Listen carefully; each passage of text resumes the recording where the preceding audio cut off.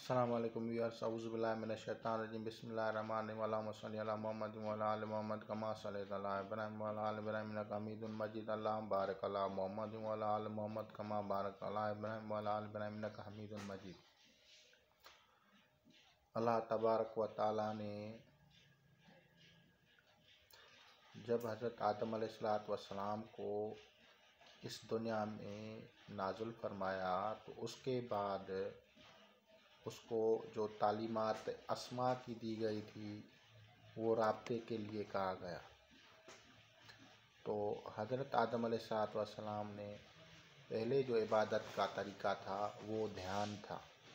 ध्यान, मेडिटेशन, मुराक़बा, उसको वो अता किया गया और कल्ब की चाबी उसके पास थी। लतीफ़ा कल्ब की चाबी।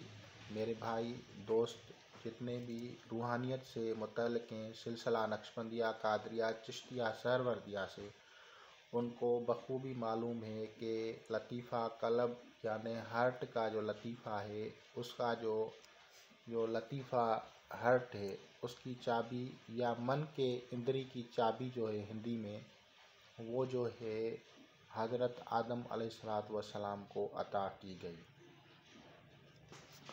उसके बाद दूसरे अंबिया अलैहिस्सलाम भी आते गए। तो दूसरा आया, बड़ा जो दौर आया तो हज़रत नूह अलैहिस्सलाम आया, उसको रूह की चाबी अता की गई। हज़रत नूह अलैहिस्सलाम को रूह की चाबी अता की गई। हज़रत इब्राहीम अलैहिस्सलाम को रूह की चाबी अता की गई। हज़रत मूसा अलैहिस्सलाम को सरी की चाबी अता की गई। हज़रत ईसा अलैहिस्सलाम को खफ़ी की चाबी अता की गई और हज़रत मोहम्मद सल्लल्लाहु अलैहि वसल्लम को सारी चाबियां बकाया अक़फ़ा की और अलावा दूसरे जो भी सिस्टम है वो सारे अता किए गए, क्योंकि आप अलैहिस्सलाम ख़ातमुल अंबिया थे।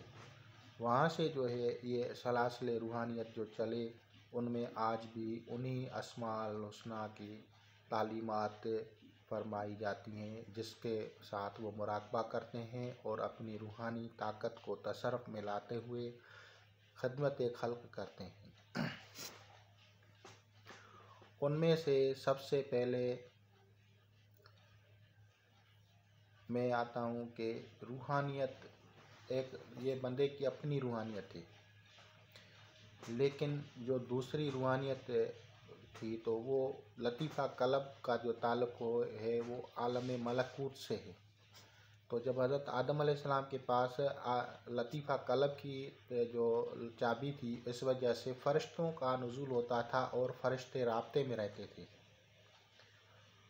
जब फ़रिश्ते ज़मीन पे उतरते थे तो उनकी अशकाल से उस दौर के लोग वाकिफ़ थे और उन्होंने उनकी तस्वीर बनाना शुरू की।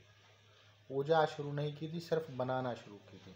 उनका तरीक़ा मंगाने का वक्त, टाइम और बखूरात, खुशबुआत, अतरियात, तरीक़ेकार, वो या जो उसके न्याज दी जाती है वो सारी उनको पता थी। उनके जाने के बाद लोगों ने उनको पूजना शुरू कर दिया। ये वक्त जो है तकरीबन 20,000 साल कदीम है।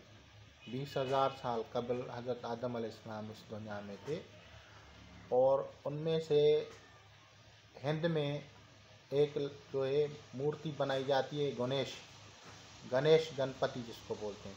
ये गणेश लफ्ज़ नहीं है, ये असल में गणेश। गुण जो है ये सिफ़त, अशी सिफ़त को बोला जाता है। कोई अशी सिफ़त हो, खुसूसियात हो उसको, तो उसका जब नुज़ूल हुआ तो उन्होंने उनकी तस्वीर बना दी। हकीकत ये है कि फ़रिश्ते कोई इंसान नहीं होते, कोई इंसानों की तरह उनकी शक्लें हों, उनकी अशकाल मुख्तलिफ़ होती हैं। तो फिर इन्होंने रूहानियतों की तस्वीर बना के उनको पूजना शुरू कर दिया और ऐसी बातों में जो काबिल का, जो हाबिल को शहीद करने के बाद काबिल भाग गया था, तो शैतान के कहने पे उसने आग की पूजा की और उस आग की पूजा के बाद आगे चल के शैतान ने अपने और अपने जो भी उनके चेले थे, वो चाहे जिन थे या इंसान थे, उनकी तस्वीर बना के उनके साथ उनको भी पूजवाना शुरू कर दिया। तो ये सिलसिला बाद में शिरक का बायस बन गया। यहाँ तक कि जो सबसे पहला अल्लाह तबारक व तआला का घर है काबतुल्लाह, उसमें भी आपको पता है कि 360 बुत रख दिए गए थे और नबी पाक सल्लल्लाहु अलैहि वसल्लम ने आके उसको उससे हटाया और काबतुल्लाह को साफ कर दिया। तो दूसरे अंबिया अलैहिस्सलाम ने भी एक अल्लाह तबारक व तआला की यानी तौहीद की तालीम दी थी, और दूसरा जो घर था हज़रत नूह अलैहिस्सलाम के बेटे याफस ने बनवाया था, जो कि 12,000 साल बाद में बना। वो बलूचिस्तान के हदूद में है और आजकल लोग उसको मंदिर समझते हैं क्योंकि वहाँ पे मूर्तियाँ रख दी गई हैं। तो वो हिंदू जो हैं वो दावा करते हैं ये हमारा मंदिर है। मकसद ये है कि वो हज़रत नूह अलैहिस्सलाम का जो दौर था, उस दौर में लोग जो थे वो सुर्ख कपड़े की तरह, ऑरेंज कलर के कपड़े होते हैं ना, वो एहराम की तरह बांधते थे। जैसे मुसलमान हम एहराम बांधते हैं, तो इसी तरह से वो अनसिला हुआ बगैर सिलाई के ऑरेंज कलर में कपड़ा पहनते थे। और आज भी जो ये हिंदुओं के मंदिरों में लोग कहीं कहीं इस तरह की ड्रेसेस पहनते हैं, ये वहाँ से ही तसलसल चल रहा है।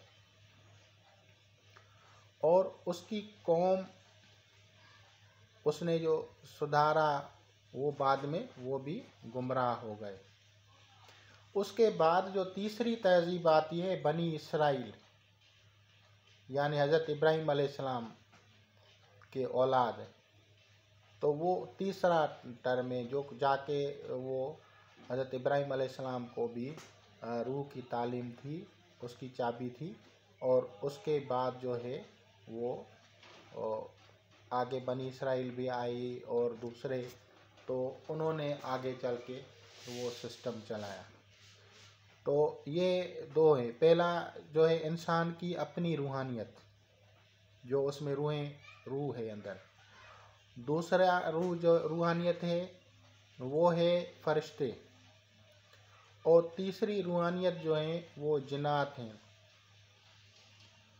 और चौथी रूहानियत जो है मखलूक़ात खुदा जितनी भी है उनकी अपनी एक ज़बान है, अपनी एक तरीक़ा है, वो हम नहीं समझ सकते। जैसा कि मैंने कहा था कि ओहद पहाड़ से नबी पाक सल्लल्लाहु अलैहि वसल्लम बात करता था तो वो समझता था और जवाब भी देता था। ऊँट से बात करता था तो ऊँट भी जवाब भी देता था, बात भी करता था।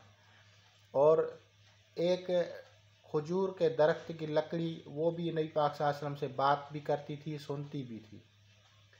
तो ये एक रूहानी सिलसिला है। और ये सारी तालीमात जो हैं ये आगे चल के अंबिया अलैहिस्सलाम से आगे चल के जो है वो औलिया इकराम में ट्रांसफ़र की गई। ये इसको आगे उन्होंने उसको जारी रखा और ता क़यामत इंशाअल्लाह ताला जारी रहेगा। अब लोग कौन से गुमराह हो गए? लोग वो गुमराह हो गए जो इस्लाम के ख़िलाफ़ शिरक करके गए, यानी कोई कब्रों पे सजदा कर रहा है, कोई और कुछ खुराफात में मुब्तला हो गया है, तो वो गुमराह हो गए। क्योंकि अक्सर मज़ारात पे लोग जो हैं वो सजदा कर देते हैं और उसकी वीडियो क्लिप्स आजकल लोग जो है ना यूट्यूब पे दिखा भी रहे हैं, या इस तरह की दूसरी बात है। असल वलीउल्लाह कोई भी तकब्बुर नहीं करता। असल वलीउल्लाह लोगों से प्यार करता है, किसी भी लोग को सजदा करने नहीं देता और लोगों की खिदमत में मशगूल रहता है। ये रूहानियत और विलायत का सबब है। खुदा हाफ़िज़।